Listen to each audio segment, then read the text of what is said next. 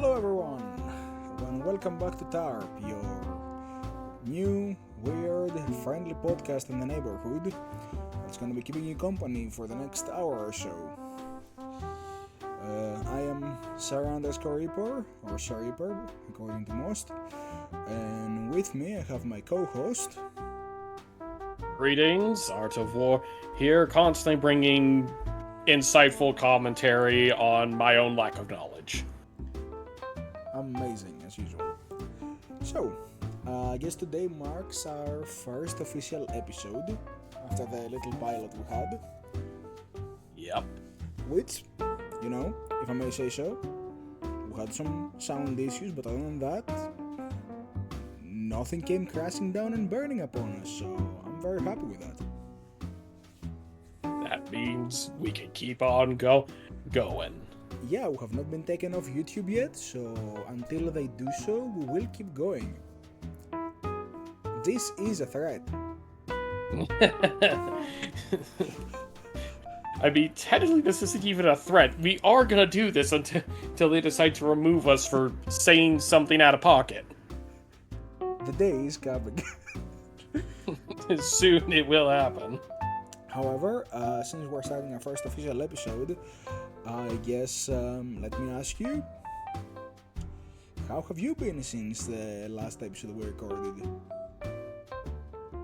Honestly, things have been going pretty good, considering work. We've had to work some hours of overtime. But hey, got through lots with Wilds and other games, so yeah, it's been going. Yeah, I've also been watching some stuff on my own, been making some progress in certain projects that you're aware of, but I will not mention in the podcast yet. Maybe in a few episodes from now, who knows? But other than that, yeah, things have been pretty chill here as well. Good to know everything is going fine. And speaking of, I guess a great segue for our first topic there with your mention, because the first topic I want to talk about, and I'm sure you do as well. Oh yeah. Monster Hunter Wilds. Hell yeah. So okay, I guess let's get the negatives out of the way first, so then we can focus on the positives, because I have a list here, and honestly it's more positive than negatives. Oh yeah. So, performance, maybe not the greatest. Even on a good, because I have a mid to high end rig at this point. Used to be high end like a year or two ago. Oh yeah. But performance is okay, getting improved as it goes. There's some there's a few seconds that I need to be looking at something until the pixels get in place. But yeah, things are getting there. The big issues have been fixed, certainly. Other than that, I don't really have anything else to say on the negatives. How about you?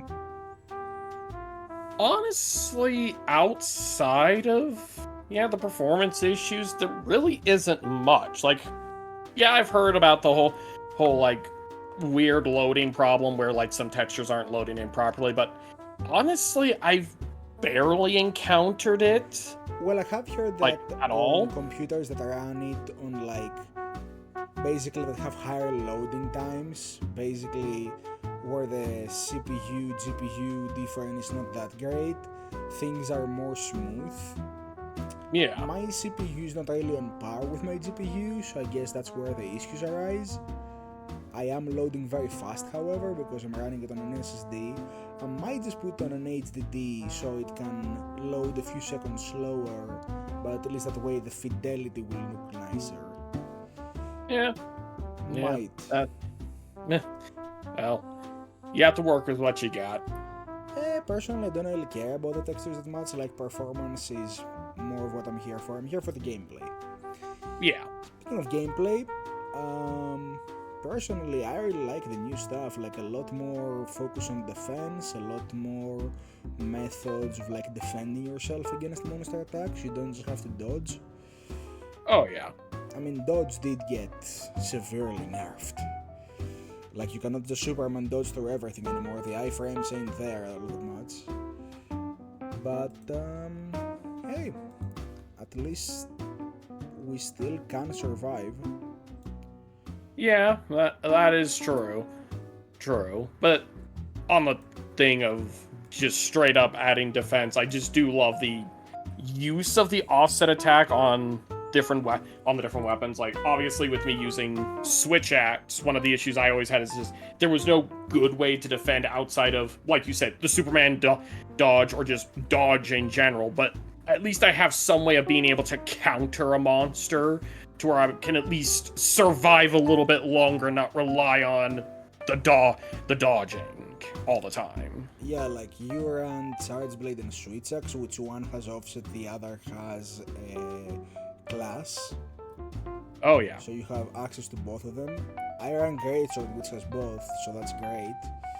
And my other weapon is Bow, which has neither, but Bow is just a Moab platform in this game. Yeah. It's an ICBM platform. Yeah. I still recall the comment you made the other day when we were playing together about what do you call me? Your favorite intercontinental ballistic missile? What was it? Yes. I call you my favorite nuke. Yeah. I don't bring you to capture monsters. I bring you to slaughter them. Yeah, like the way the bow just tracks them across the map is just ridiculous with the damage it's doing. Oh yeah, like, what was it? You just purposely be like, hey Art, watch this, as you take pot shots out of Yonkuku, Rathians, Rathalos, any of these flyers just trying to fly away, and then I just see 5 to 6 arrows just immediately missile them. Like, yep. Yeah, someone decided to give the arrow a sidewinder Stinger missile. Yeah. Yeah. This is the epitome of Monster Hunter right now. Ah, yes. We're making homing missiles out of everything now. It's really the Call of Duty like tactical nuke incoming sound Yeah. every time you go through with one of those. Yeah. But aside from that, gameplay is all there, very fun, whatever. Let's talk about the main attraction of the game, monsters. Like, you don't play Monster Hunter just for hunting, you also have monsters right there in title. So what's your take on new monster now that you've seen like most of them in the game as far as I'm aware? Honestly, this has gotten me excited to see what they can bring back. Especially with the new monsters, because it's like you got Doshagma, you got Jindahad, you have Arkveld. Just so many of them just bring to mind like, oh, they could bring back all these different monsters now to the bigger console / higher end PC rigs and just let us have some fun hunt. Plus, I have to say, they're putting a little bit more of a cinematic twist to some of the hunts, like Jindahad. Like, we just barely got done with me fighting him again, and you and another one of our friends joining in. Like, I genuinely enjoyed that fight quite a bit. Yeah, where you're just chasing him. At first, I didn't really enjoy having another map wipe behemoth fight, but it's really grown on me. Like, there's such improvement over the stuff they did in the world with that kind of fight. Like, you can tell they really learned a lot from Behemoth and Kulftaroth and all that stuff. And stuff. Yeah. And it's definitely, and the best part, it's not just another Alatrion, which is good. Oh god, that one is still haunting me because it's just, oh yes, with Alatrion, it's a DPS check to see if you can survive it, whereas here it's like, okay, it's actually reasonable to survive and not run into so many issues. There's an actual strategy. You just save your blockades until he does his Nova, and after the Nova is through, you can use those for damage, so there's always like a good strategy to doing things right. Still, it's surprising to me how many people do not do it right, and they just try to perfect dodge that, not knowing that the Supernova is not just one DPS check, it's a constant wave of DPS. Oh yeah. Yeah, like, it's constantly just washing damage over you, and even if you have even if you perfect dodge the initial blast, it will still send multiple waves of damage for the few seconds it lasts, so you cannot just perfect block or perfect dodge that.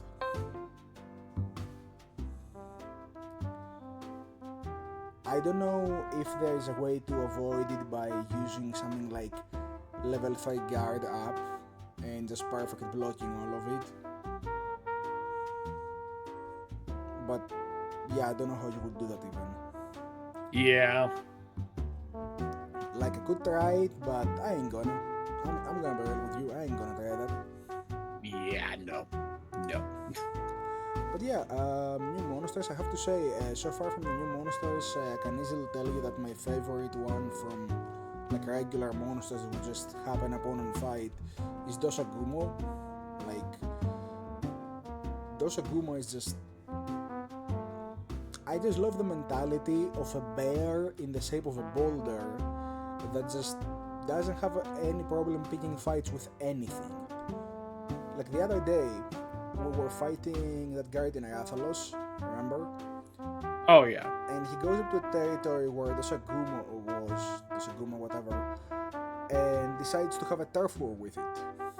And it just is in the air, it's oriented to Dosagumo, and Dosagumo just stands up on its hind legs, socks him in the jaw, immediately sends the Arathalos down, and then proceeds to start mauling him. And I'm like, whenever the Arathalos is catching fades like that, yeah, like, I can relate. Yeah. It's a very fun monster, and generally most of the monsters are fun, outside of Hirabami and a little bit of Narcilla. I do not appreciate the sleep and poison combo, I'm gonna be honest with you. Yeah.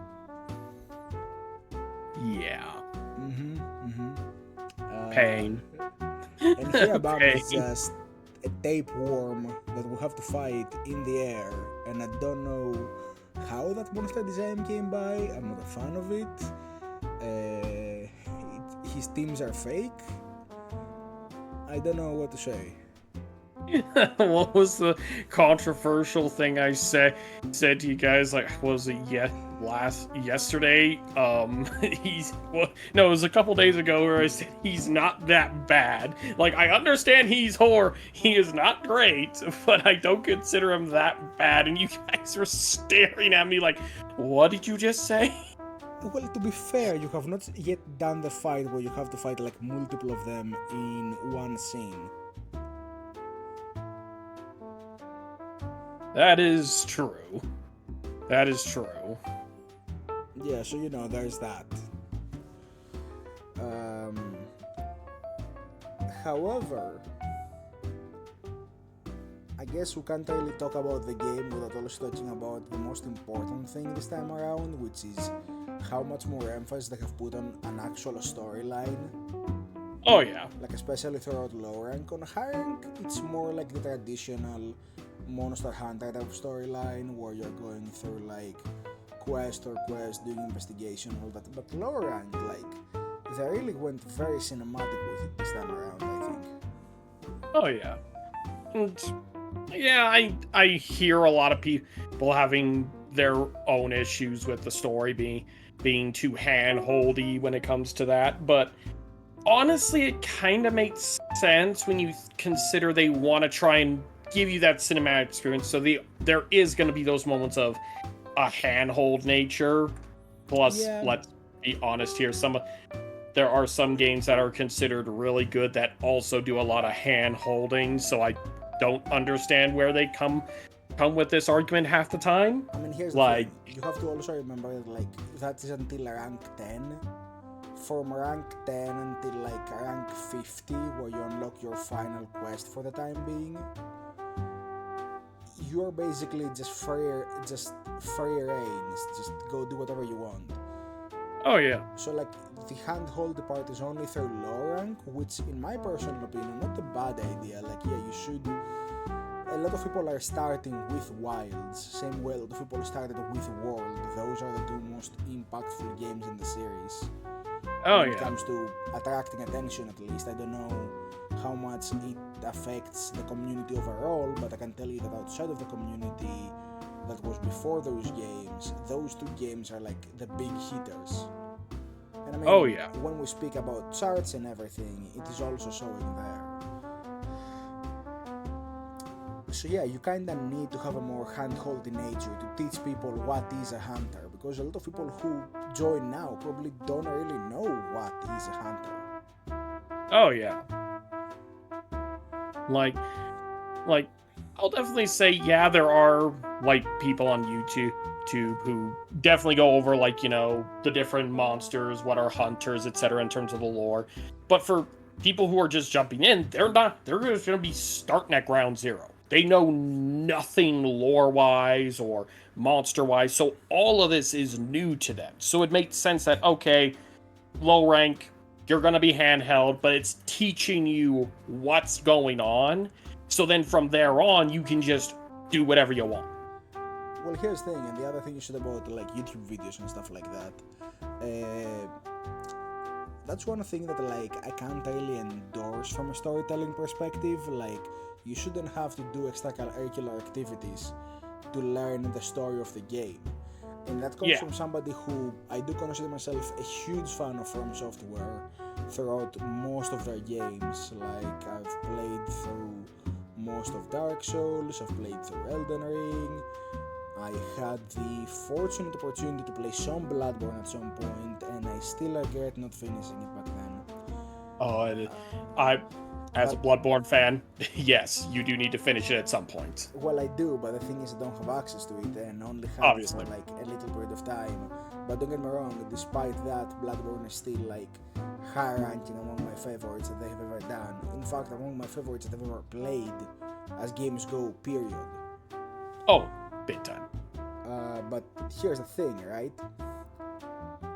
I don't mind going into a Souls game and after I go through most of the game listening to like 13-hour videos about the lore, essentially, that other people have put together and they've done so amazingly. I'm not discrediting that.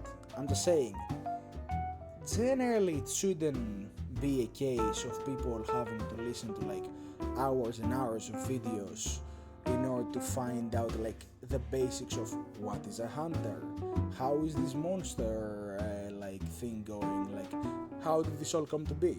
Like, there should be a wider explanation, and I think Wilds does a very good job of explaining its own story. Oh yeah.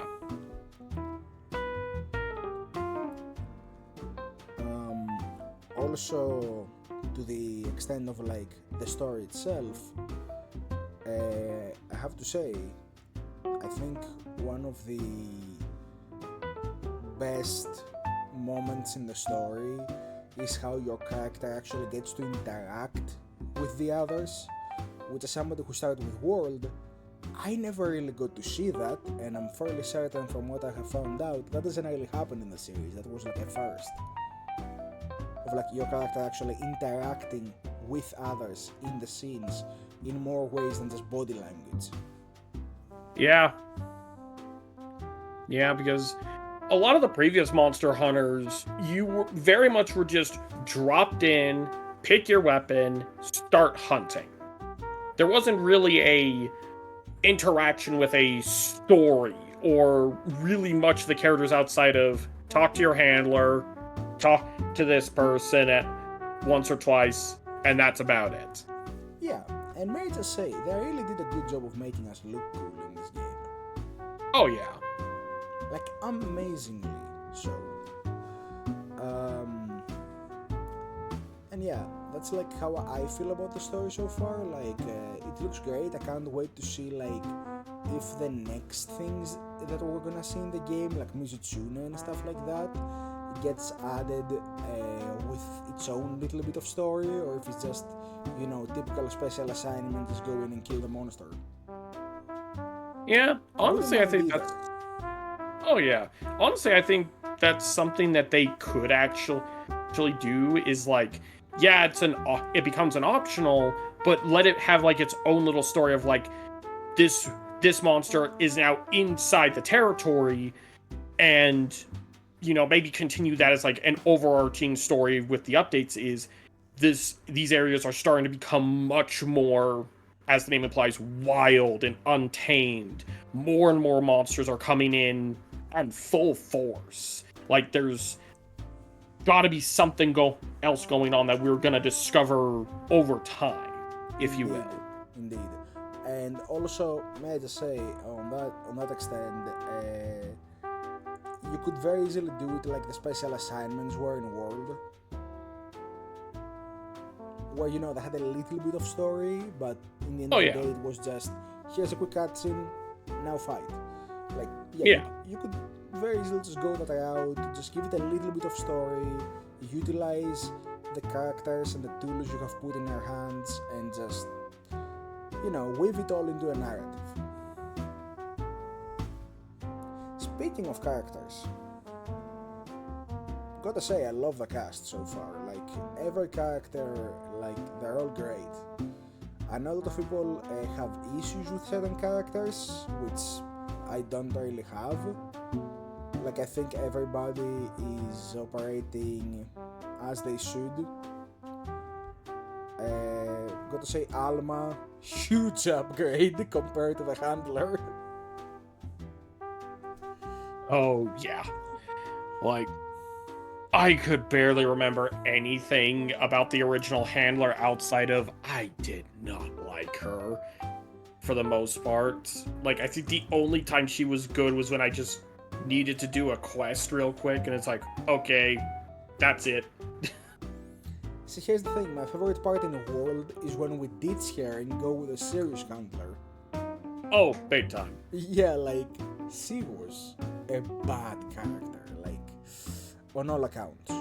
There is no excusing it. Now, in Wilds, Alma, Gemma, Olivia, Fabius, everyone, amazing writing. And a lot of people have like issues with how certain character writing is, like Eric and Nata, because they seem to have like a little bit of that Monster Hunter world energy of just running into danger. But in the end of the day, you kinda need some characters like that sometimes to progress the plot. So it doesn't become a problem when you have like two characters who are like that. It's when most of your cast is like that, and most of all, like the guy who's right next to protagonist all the time being like that becomes an issue. Yeah. Yeah, that's pretty much how I feel about it. I don't think Yeah. they're problematic characters. I think they're characters who, yes, they follow a certain trend for some parts of the story. They do grow out of it. Like, there is character growth, which is, I guess, new to the series. So yeah, there's not really a problem, if you ask me, at least.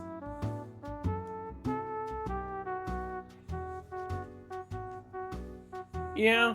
I think it just comes down to, for a lot of people, just personal preference. Like there are gonna be some people who are gonna like the characters, some who aren't. But in all honesty, Yeah, but... Go ahead. No, go ahead. I'd probably say, what works for these characters is that they're growing. Like, Yeah. if we look at Nada, for instance, he starts off naive, which is true to a lot of people who don't necessarily know a lot about the world. They're not going to understand everything, why do you kill, why do you don't kill, etc. And that's what you get in the story, is he does want to save a life, but once it hits that point of, oh, this monster is a real big threat to the environment, we have to put it down, yeah, he does come to accept it as it has to be done. There's no other way. He does a great job of being the everyman of the story, Yeah. Like somebody that anyone who's not like knowledgeable of what goes on in the story can relate to. Like, he asks questions, he finds out why things happen, so that the player doesn't have to ask those questions himself, because the player character is assumed to already be a veteran who's been doing this for a while. Oh yeah. So that's like important for storytelling, I feel like, certainly. Well, that's basically my thoughts on the game. What do you have anything to add? I think the other thing that I have to add is I love the focus they're giving the alpha of the game. Just the regular monsters, not the Elder Dragons, just the alphas. And I think this is honestly what Monster Hunter needs right now. Because when you look at World, I can remember a lot of people are mainly talking about like, oh, you need to make sure when you get to this point, hunt these Elder Dragons, hunt Teostra, hunt Kushala, hunt Kirin, get some of their stuff, and all that. And it's like, honestly, I probably hunted more of the regular monsters for their equipment and their items. But when you look at Wild, where it's like, you get into this part of seeing just the alphas of the regions and all the monsters underneath them, you genuinely get a better impression of just, this is an ecosystem. You're gonna have a monster on top, everyone else down below, and they're all vying for dominance. And I just love that of it. To where it's like, let's put the Elder Dragons aside for now, let's focus on these guys. Let's focus on these monsters that are fighting for dominance, that aren't like top of the food chain, that are just trying to survive every day. And it's like, you get some pretty fantastic monsters. Like, we brought up Jin Dahad, but you also have the Black Flame. You have Uthduma. You've got even Arkveld, for instance. Yeah, as another prime example.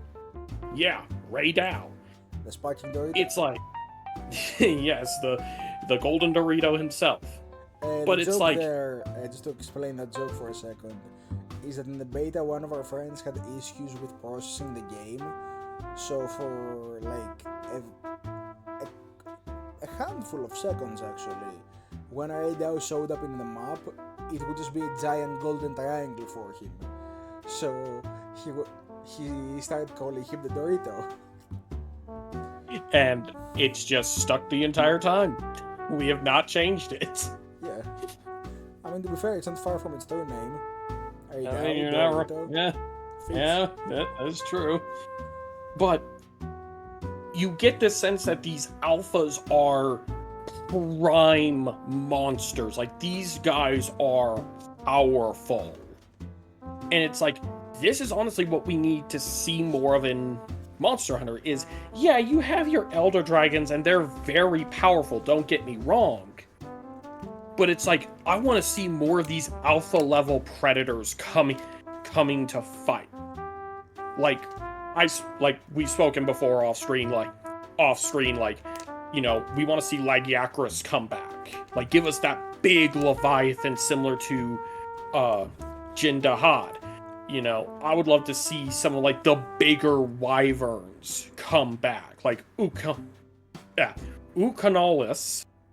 Do not ask me to pronounce that again. I'm probably gonna fumble it again. I have no idea. You have no idea, yes. Yeah. Gamarath from Generations, if anyone remembers that giant woolly mammoth. And several other monsters that are just larger in size, that aren't Elder Dragons, but could be potentially big threats to the environment. Honestly, we have there is a monster from World that is present. I don't want to spoil it because it's very late in the game. Obviously. But I would love to see its original version from World appear in the environments there. Because that is an apex in itself, right? Oh yeah.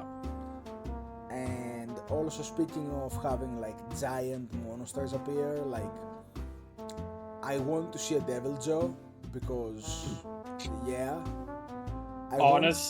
but my biggest like concern right now for what monsters they should add, and Mizutsune is really not pushing it in the right direction with that one.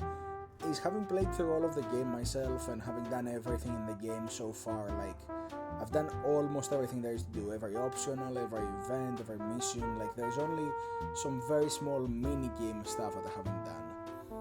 And even through that, I only can tell you of 4 monsters that can be found in the fire themed area of the game. So I think we need more monsters that are like, that follow that kind of theme, like Basil Goose, for example. Or the Dogama. Or Juragan. Oh yeah. I mean, Radoban would look great in that area, right? In the oil wells. Oh yeah. Yeah. Oh yeah. That'd be a pretty sick one. Maybe even doing like a regional variant of that one, where instead of like bones he's picking up, what if he was picking up like ores or the rocks itself? I mean, having like that kind of bone tribe, right? So yeah, it would still fit in its normal form, but yeah, I get what you mean. Like but both Jurgen and Radoban would look great in that area. Oh yeah, but also kind of looking at like the Leviathan monsters, there's a fire Leviathan in 3. I can't remember the name of it, but it actually used the whole environment to actually move around. Like it would actually coat itself in lava and just burrow in the floors, in the walls, in the ceiling. I had a conversation about that one with a friend. Yeah, I know. Hold on. I think are we talking about Agnactor? Not Agnactor. Agnactor's the big giant. I'm gonna make you so mad. It's another flying wyvern. Don't ask. Do not ask. But I know. I will not get into this on this episode because I don't want to make the whole episode about Monster Hunter. But at some point in the future, we gotta talk about who comes up with these type conventions. Like seriously, come on. How is Tigrex okay, it wasn't Agnactor. Because I'm also looking at 2 flying wyverns I would love to see come back. I'm fairly certain what you're describing is Agnactor, yeah, like.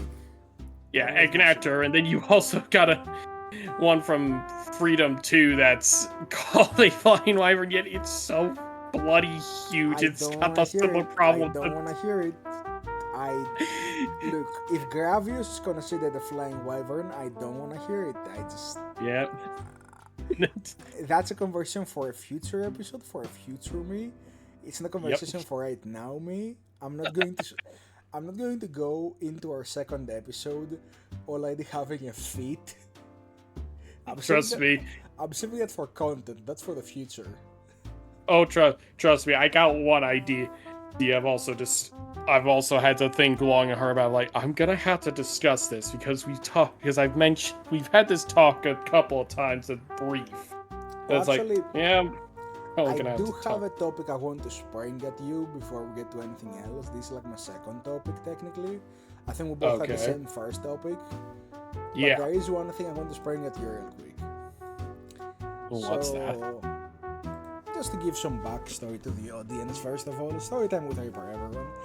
Both me and Art here have been long-time fans of the trading card games Yu-Gi-Oh! Uh-oh. And while neither of us is collecting cards physically anymore, we both are pretty active in the digital scene of Yu-Gi-Oh! And as of this morning, keep in mind it's like 6 in the morning for me right now, so almost like, yeah, literally like 22 hours ago, I get a message on my Discord, which I purposely did not talk to you about because I wanted to spring it at you on this on this episode. I want you to take a look at this. So while he's looking at that, no, that's while he's right. looking at that, so I have for a long time been a huge fan of the Monarch archetype in Yu-Gi-Oh! And for those that don't know, Monarchs No. are a very anti-meta archetype. They try to shut down meta tactics. That's kind of their whole play. Yeah. And as of this morning, we got announcements on the OCG that they're gonna be adding new Monarch support. And honestly, looking through these, I'm definitely going to be adding all of these to my deck. And the Trap card and the Searchers are definitely going on 3 copies, because Monarchs with Searchers is not something we've ever had before, and that completely negates their one huge flaw, which is how often they break. Yeah, like I can remember even when you ran like a partial Monarch deck type deck during some of our just regular GOAT format and just screwing around decks essentially. Like the amount of times you bricked, while it is not a common occurrence, it can just shut you down. Like I remember just getting dirty wins just from you bricking hard because of a Monarch ad. To be fair, my actual Monarch deck, I think I've only bricked once in all the duels we've done. Yeah, only once. Which, it's pretty good. Like, it still got me to lose the game without even putting up a fight, but it only happened once. So, I already had a good strategy going. Now, with this stuff, like, I can already tell you that most of my vassals are getting replaced with the Prime Squire, like, immediately. I'm not gonna go into effects or whatever, because this is just a translation and I don't want to read out an effect on the internet and then have the actual print be slightly different. You don't want to do that on the internet. But yeah, we're getting a lot of searchers, we're getting a lot of abilities to like unbreak the engine essentially. And the one card I do want to talk about though is the trap card. Like, you basically spraying it, and as long as you have like a tribute summon monster on the field, you get to activate any of the initial 6 Monarch effects. Like, any one of your choice. Like, did you see the effect on that one yet? Yeah, I did. Yeah, God help me. You literally get to spring any of the 6 initial effects you want. You only get to do one, but it's still like, oh, which Monarch's effect do I need right now? Boom, this, done. It's really good, and because it's a trap, and it's a continuous trap, you can keep activating over and over. As long as you can banish Monarch spell and trap cards from your graveyard, you can activate any one of these effects one per turn, and each of them is once per turn. It's not a general, you can only activate this card once per turn. So think about it this way. If I have like 3 or 4 spell traps in my graveyard, I can, on your turn, destroy 2 of the cards in your back row, destroy 1 of the cards in your front row, destroy a set card, and then banish a card, all in one turn. While you are playing. Like, imagine how combo disruptive that could be. Oh, yeah. Like, just knowing some of the decks out there, this could end up, like, trashing quite a few. Like, there are, like, to best explain to some of the people out there who probably don't play Yu-Gi-Oh! Just to explain, a lot of the current meta revolves around either the graveyard or having specific spells, traps, and monsters constantly out on the field to activate their effects. And a lot of the extra deck. But just this one trap alone shuts down, I want to say, it's not 100% of the plays that you can make, but it is very much. I mean, outside of graveyard effect, it shuts down everything. Pretty much. Like, it shuts down 90% of the decks that use so many of these these strategies, I should say. Yeah, and also, it just remember that Monarchs can very easily shut down your extra deck, which is already a huge problem for most decks. Oh, like yeah. 90% of decks nowadays. Yeah. And as if it's not enough, the first card, the new Monarch we're getting, he can activate his effect through special summoning, which makes him a target for the Heavenly Monarch. which so Oh far was god, only yeah. Light and Dark Monarch, and Dark Monarch was not the one you were really... Like, Delg wasn't the Monarch people used. So you were only using Heavenly Monarch for Kuraz. Now you got a pretty good target right here. Yeah, like, again, I'm not gonna go a lot into the effects, but to have one of your main boss monsters get a new target they can easily access and do combos with, huge combo extender, especially since you can do this on your opponent's turn. Like, Ether activates on your opponent's turn. Yeah. Yeah, so you can special summon him, immediately get the card you're gonna need to break your opponent's board next turn on your field. On your hand, from your deck or graveyard. So even if it's in your graveyard, you can just pull it back. And then on his turn, he can just do so much. Like, yeah. Also, his last effect, literally if I summon one of the lesser monarchs, I can just get to special summon him. Yep. So yeah, he's a good target for a lot of strategies in the monarch deck that are not really that viable right now, but are going to become viable as soon as these cards come out. Like, this is a game changer. Oh yeah. Yeah. So yeah, that's the one I wanted to spring at you. Like, this is big news for me. Yeah. And this is not every monarch card that's gonna be in this set, by the way. We're expecting a couple more.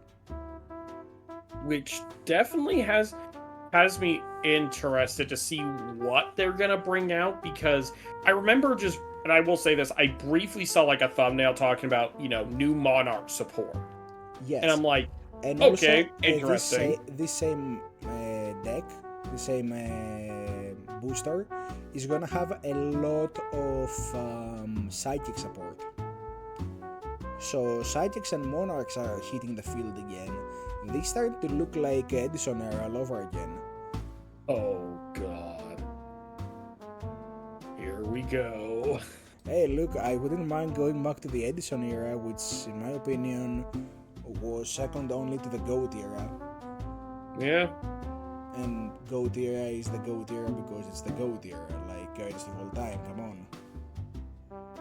Yeah, the amount of deaths we've made that have definitely been more of a, you have no idea what your opponent's gonna necessarily pull out. Definitely interesting. Yeah, and by the way, that's not why it's called the GOAT format, by the way. A little tidbit for everybody on the internet. I also thought it was called the GOAT format because it meant greatest of all time. Apparently no, it's called GOAT format because of the combo you could do where you would summon Scapegoat and then you would metamorphosize into Thousand Eyes Are Staked.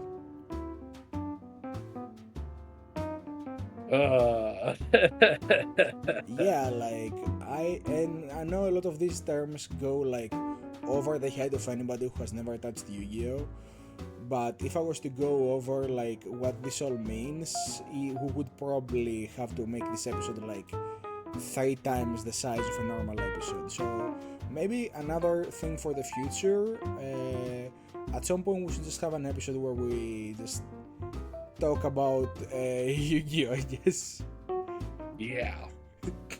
That would be a very interesting episode, probably very long as well.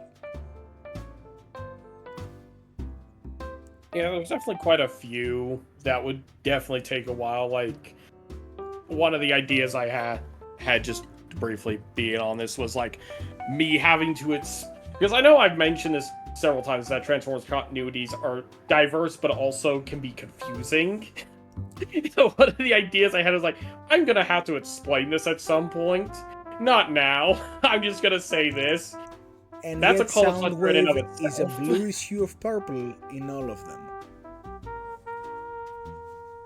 The two better explain this. We've had this debate going for a while of is Soundwave blue or is Soundwave a bluish purple? You can call the debate, but I'm not right. Again, debate. this has gone on for a while. We've mostly just put it off onto the side because we don't want to kill each other yet.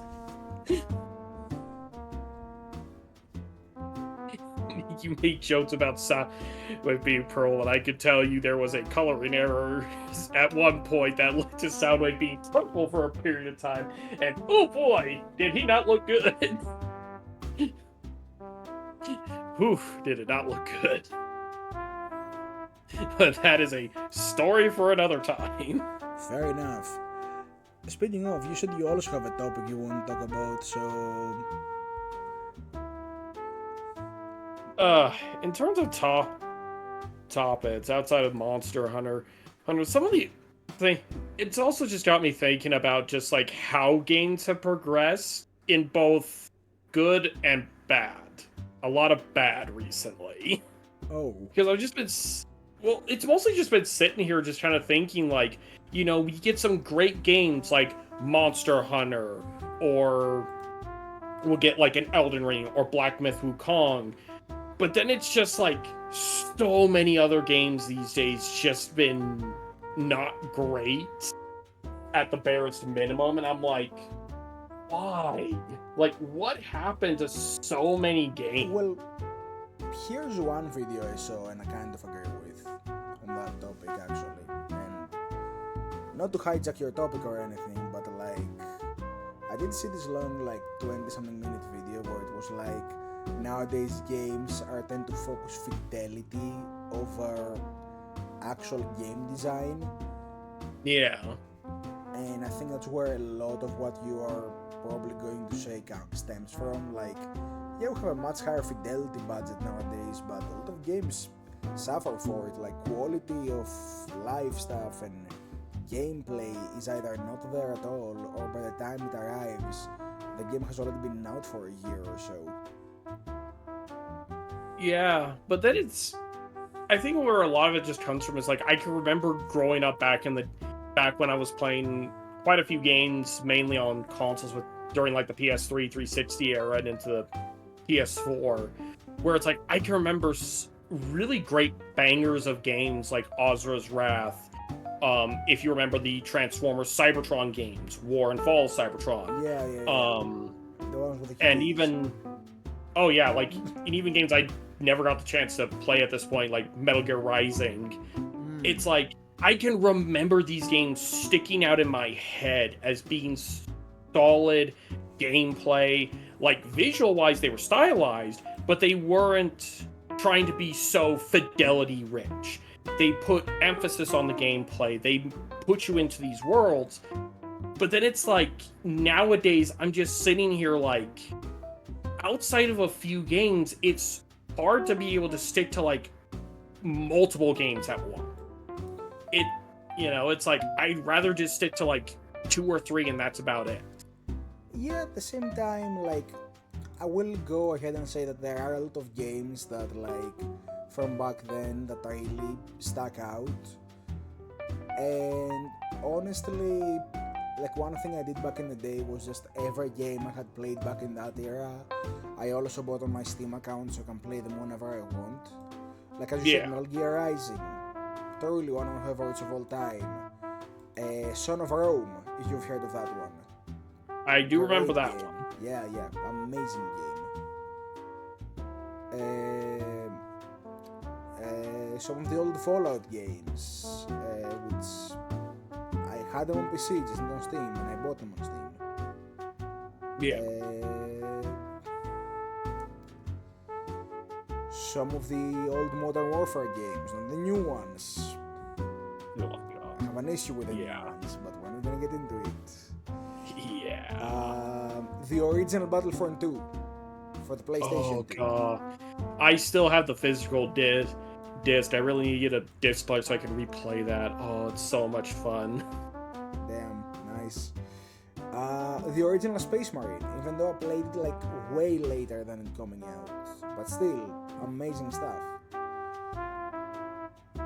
And honestly, a lot of the games that I never had a chance to play from back then that I have played nowadays still stick out to me, like the Dawn of War series. Yep. Or like games there that... Oh yeah, some of the very early Assassin's Creed that I only played like around the time Unity was coming out. I hadn't played 2 or 1 until Unity and a Rogue game. I had played everything between those, but not the first 2, and honestly those were some of my favorites. Yeah, there's like a lot of old games that stack out. One of my favorites that is fairly old and has gotten a sort of remaster. I wouldn't say it was truly a remaster though.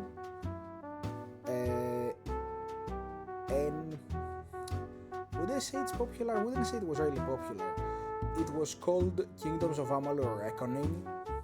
Oh yeah, I do remember that one. Yeah, it was an RPG made by EA, I think. Yeah, which basically you could change fate, and I really liked the concepts in that game and the game overall. I had finished it when I was a kid, basically,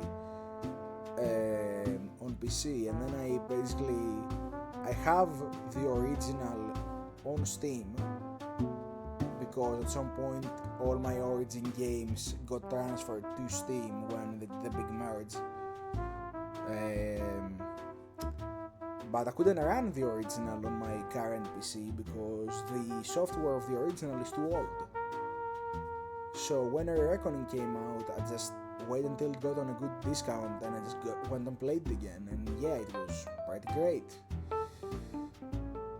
But I think to answer what you said about nowadays not a lot of games stick out to you even though a lot more come out, I think that's partly the reason. I think that back in the day, like, we weren't really getting as many games as we do now, and the ones that, and also couldn't really get access to that many games, so the ones who had access to, who became a lot more attached to. Yeah. I think that's part of why we feel that way as people, and that goes for almost everyone I've heard about. Like, I don't think that old games are better than new games. In fact, I think that games have made leaps and bounds in many categories. Like, I don't think there's something we haven't improved over old games. Like, outside of maybe real-time strategy, I'd say every other genre has bounded forward, like literally miles ahead from where it started. And the reason I'm saying real-time strategy may be the exclusion is because my favorite real-time strategy game to this day is still Age of Empires 2 and StarCraft 2, which one of them is 27 years old, I think, and the other came out in 2011, so 14 years ago. Or was Wings of Liberty 2010? Wings of Liberty, I want to say was 2010. I think it was 2010, so maybe even 15 years at this point. So yeah, like a lot of time ago. Yeah, so that's why I say real-time strategy may be the one genre where things have not really changed, but everything else we have made significant progress. Like, you want a good example, try playing Left 4 Dead 2. It's a good game, don't get me wrong, I love Left 4 Dead 2, but then go into a game like Dark Tide and compare the two experiences. Like, I can guarantee you that fidelity issues and maybe the constant connectivity issues that a lot of these online service games have aside, like issues that have nothing to do with the game and have more to do with servers and how online services are handled nowadays, completely put aside, purely on gameplay, it's a pure upgrade. Like, I don't think anybody would say that Left 4 Dead 2, for what an amazing benefactor it was to the co-op shooter genre, can outperform the gameplay of modern co-op shooters.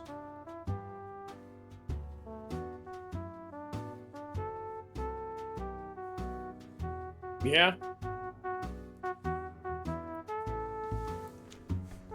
that's kind of how I feel about it. Like, I do think things are progressing forward. It's just, I think because we have access to more, we tend to see more of the bad as well as the good. Yeah, that is true. That is true. Then it's just trying, but then I think also it's just, in a way, I just feel like, with them putting more of that focus and fidelity instead of gameplay and stability, it does just kind of feel like I kind of wish we did keep the era in a sense. So again, it's kind of nostalgia talking in a sense, but I kind of wish they would bring back that, make the game stable first, then worry about the looks. Yeah, that is like one thing I have to also agree with. Like, we need. I say we because I also, like, at some point, like, I did spend 2 years in college learning game design, so I have a very brief experience on the matter. So when I say we, I mean generally people who mess around with video games in general as software developers, for lack of a better word, which actually, what is the better word? Yeah, developers need to focus more on the idea of, like, hey, focus on, like, having good performance across the player base you're going to have, rather than focusing on how many numbers you can, what's the biggest number you can put next to a K, so that the highest end of your player base in hardware can see the sweat drops on a character's face. Like, there's things that honestly shouldn't matter to us, and the fact that they matter so much that they have changed the whole industry is both a developer and a player problem. Because I guarantee you, it wouldn't be the case if players weren't buying games for fidelity and they were buying just purely for quality. Yeah. But I also want to bring a counterpoint to what you're saying by saying that there is a lot of great games coming out nowadays. Oh yeah. And like, I don't doubt. I think the brightest example that I've had in recent years would probably be Space Marine 2.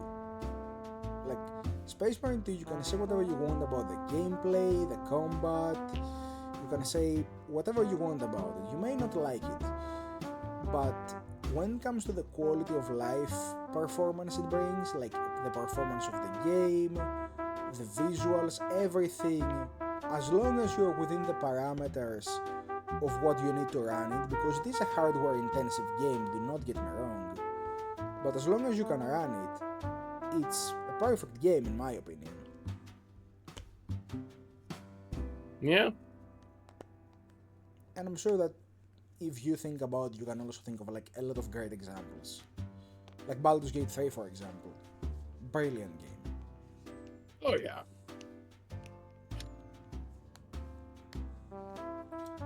Like, no doubt there. Like, it is a very, very good game. Brilliant even. But, then it's just like, I then see some of the RPGs coming afterward, where I'm like, wow, you guys really dropped the ball hard on some of these. I mean, we're talking about Monster Hunter earlier, and that's honestly why I never played Rise. Like, I did not feel okay with playing a game that would be a sheer downgrade in most factors when compared to World. And to that extent,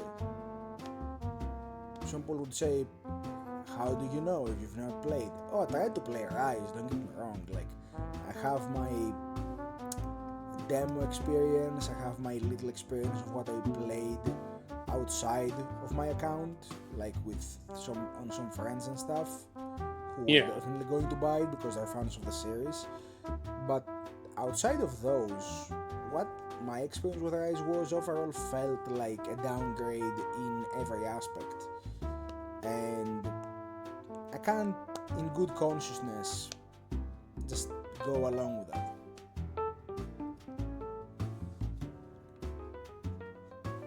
Yeah.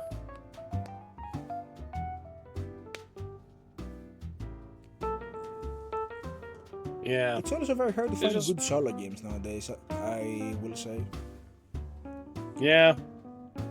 Like, I can say this for certain, is like, I grew up with a lot of single-player games. For me, my heart does lie in a lot of single-player games. Like, I enjoy good stories, I enjoy the gameplays, but it's like, you know, with us being much more focused on, like, all this online stuff, we need to monetize and such, it's like, anytime a single-player, like, a truly single-player game comes out, I'm like, okay, please be good, please be good. I need something interesting to come out. Now here's the thing, there's a lot of single player games that have multiplayer access to them, but that's the thing. If we're going to count the single player experiences of playing Space Marine or Baldur's Gate or Monster Hunter Wilds, you know, games we've mentioned, it's also not to say that like, oh, the single player is definitely bad and it's only good for multiplayer. No, the single player is great there. Like, they are great single player games, but you can't uniquely attach them to the idea of single player because most of the content you're going to find is in multiplayer. Like, you will finish the story and then it's just probably just multiplayer after that, going forward.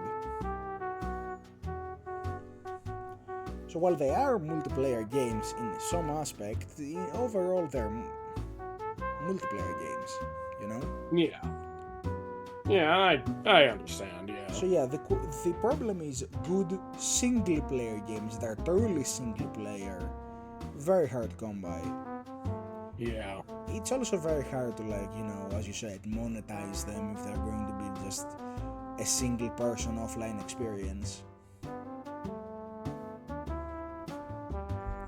Or you could do the worst, which is make it an online experience for a single player game. That is not great. Yeah. I think there was a game by Ubisoft that I did in recent years, right? Like, it was single player but still required a lot of online stuff.